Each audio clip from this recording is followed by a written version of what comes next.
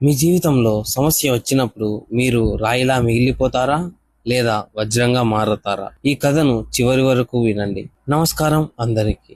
ఈరోజు మన కథ చాలా చిన్నది, కానీ మీ జీవితాన్ని మార్చే శక్తి దీనిలోనే ఉంది.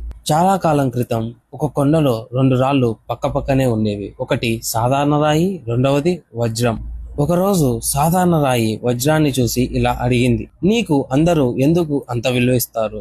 రాజులు నిన్ను కిరీటంలో పెట్టుకుంటారు, ధనవంతులు నిన్ను వేలకు వేలు ఇచ్చి కొంటారు, కానీ నన్ను మాత్రం రోడ్డుపై వదిలేస్తారు. మన ఇద్దరం రాళ్లమే కదా, తేడా ఏమిటి అని రాయి వజ్రాన్ని అడిగింది. వజ్రం నిదానంగా నవ్వి ఇలా చెప్పింది, నేను కూడా నీలాంటి సాధారణ రాయినే మొదట్లో, కానీ భూమి లోపల వేల సంవత్సరాలు నేను భరించలేని ఒత్తిడిని, భరించలేని వేడిని, చీకటిని, ఒంటరితనాన్ని. ప్రతిరోజు నాకు ఇలా అనిపించేది, ఇక లాభం లేదు, నేను పగిలిపోతాను అని. కానీ నేను తట్టుకున్నాను. ఆ ఒత్తిడే నన్ను వజ్రంగా మార్చింది. సాధారణ రాయి అడిగింది, అంటే నేను కూడా వజ్రంగా అవుతానా?